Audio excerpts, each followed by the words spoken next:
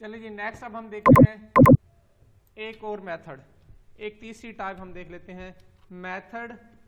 पहले हमने simple method देखे जो सिर्फ जो है हमारे system.out.println जो है सम प्रिंट करवा के दे रहा था आपको। फिर हमने ऐसे मेथड देखे जो आपको वैल्यूज रिटर्न करवा रहे थे। अब हम ऐसे मेथड देखने जा रहे हैं जो आपसे वैल्यूज को रिसीव करेंगे। मेथड,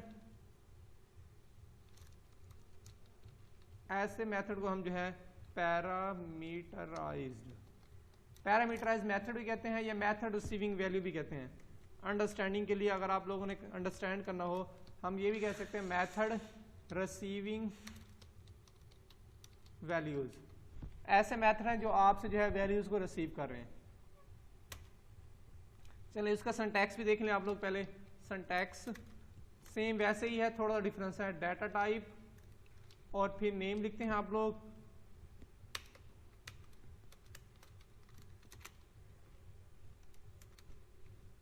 यहां पर आप लोग कोड लिखते हैं। बस ये वैसे ही है जैसे आपका सिंपल था, जो सिंपल मेथड का सिंटैक्स है वैसे ही है। अब क्योंकि ये आपके जो है वैल्यूज, आपसे वैल्यूज को रिसीव करेंगे तो हम इसे कहते हैं पैरामीटराइज्ड मेथड। तो यहां पर आपको पैरामीटर लिस्ट लिखनी पड़ेगी। पैरामीटर लिस्ट किस तरह लिखते हैं वो अभी हम देख लेंगे।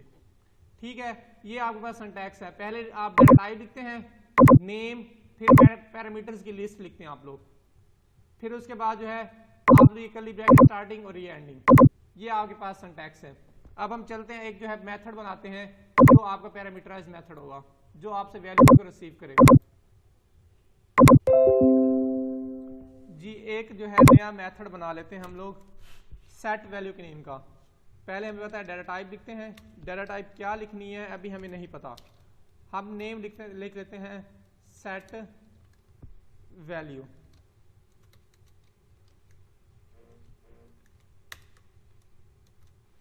जी अब इनको हमने बनाना है पैरामीटराइज। ये मेथड हमसे क्या है, वैल्यू को रिसीव करेगा।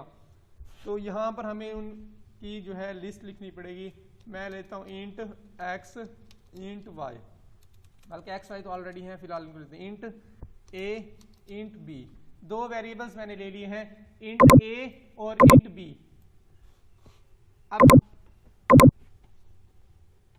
अब यहां पर जो है मैं a.x, यहां पर इनको वैल्यूज नहीं देता, मैं वैल्यूज को जो है यहां पर दे देता हूं। x is equal to a और y is equal to b। ये अभी इनको एक्सप्लेन करते हैं, आपको थोड़ी समझ आ जाएगी। फिलहाल ये देखें, इस मेथड को एक्सेस करना है तो set value a dot set value, और इसके अंदर हम पास कर देते हैं 50 और 100।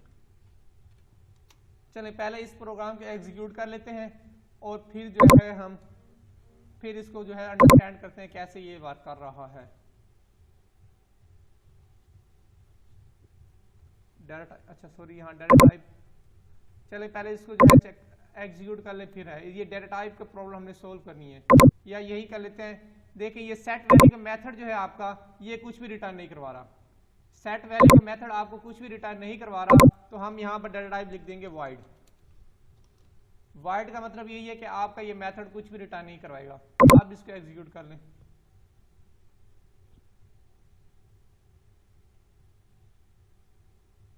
देखें 150 आ रहा है। अब ये किस तरह आ रहा है, थोड़ा इसको एक्सप्लेन कर लेते हैं। कोड को कॉपी कर लेते हैं, यहां से कॉपी करके चलते हैं पेंट में।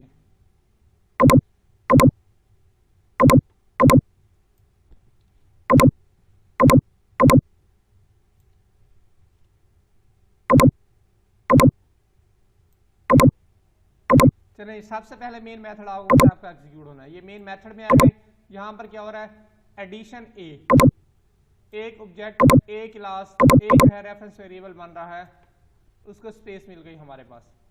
रैम के अंदर ए के लिए स्पेस आ गई। न्यू का कीवर्ड आपको मेमोरी एलोकेट करेगा, मेमोरी एलोकेट करवाते हैं यहां पर जी। एडिशन क्लास में जाएं, देखें क्या क्या है, x है, y है, ऐड का मेथड है, सेट वैल्यू का मेथड है। अब हमारे पास x के लिए भी स्पेस आ जाएगी यहाँ पर, y के लिए भी स्पेस आ जाएगी, और ऐड के मेथड के लिए भी स्पेस आनी चाहिए। ऐड के मेथड के लिए भी स्पेस आ गई, और एक नया है हमारे पास सेट वैल्यू। सेट वैल्यू के लिए भी आपके पास क्या है, ये स्पेस आ जाएगी। अब ए जो है इनसे किसी को भी एक्सेस कर सकता है, एक्स को भी, वाई को भी, ऐड मेथड को भी और सेट वैल्यू के मेथड को भी एक्सेस कर सकता है। नेक्स्ट लाइन में आ जाए आप यहाँ पर। अब हम यहाँ का लिखा ए dot set value, set value वाला हमारे पास मेथड है, ये है सेट वैल्यू का मेथड। इस सेट वैल्यू के मेथड के अंदर आपके पास क्या है, इसको जो है सही से लिख लेते हैं यहाँ पर। ये जो सेट वैल्यू वाला मेथड है आपका, वो आपके पास इस तरह है।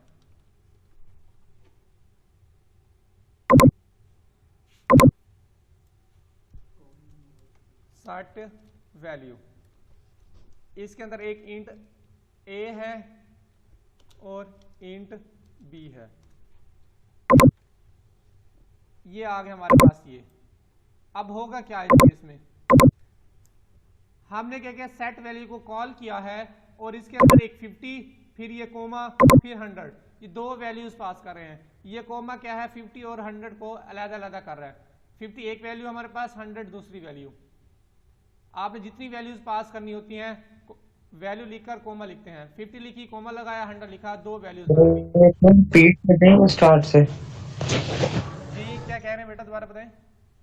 रिपीट करते हैं, दोबारा से एक्सप्लेन करूं ये? हाँ जी सर। अच्छा, इस चीज की समझ आ गई, ये वाली, ये जो रैम बनी हुई है हमारे पास, एक्स वाई ऐड और सेट वैल्यू। हाँ जी सर। ठीक है, यहां तक ओके है।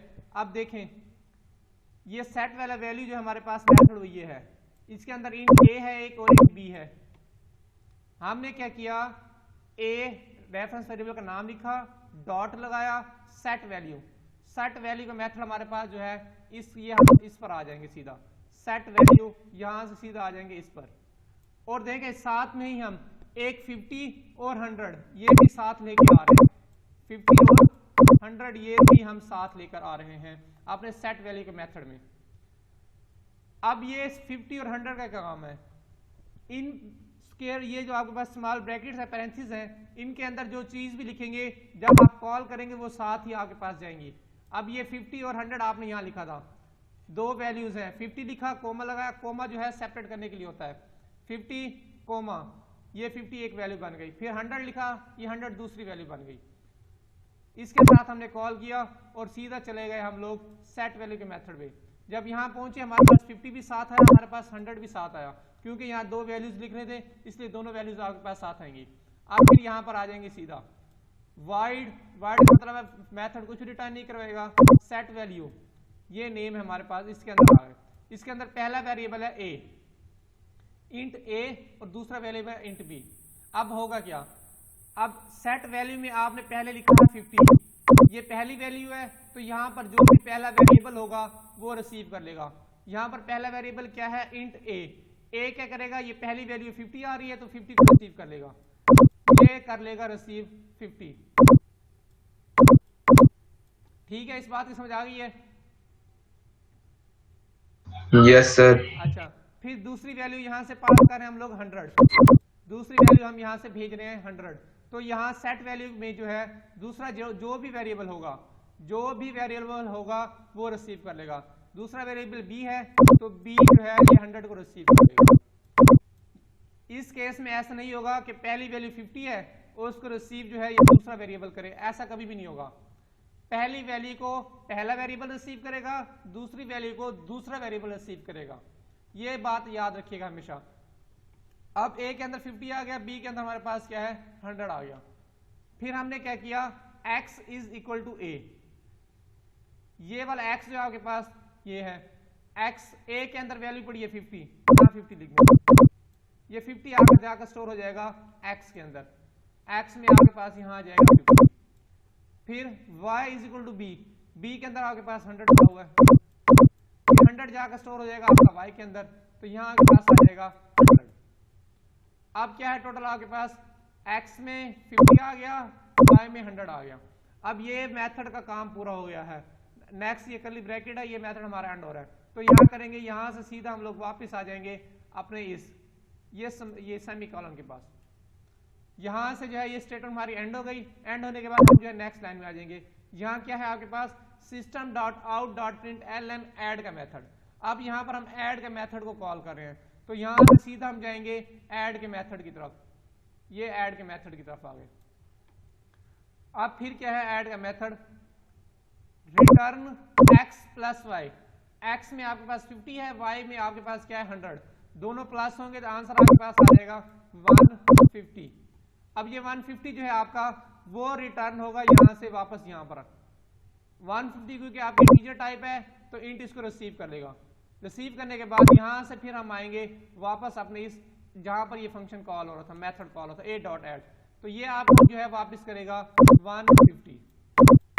अब क्योंकि इसको हम लिख रहे हैं system.out.println में, तो आपके पास क्या है 150 आपका जो है ये 150 आपका जो है ये प्रिंट होकर आ जाएगा आपके पास।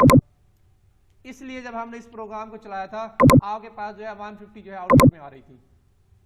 ठीक है, समझ आ गई इस बात की बच्चों? Yes, sir.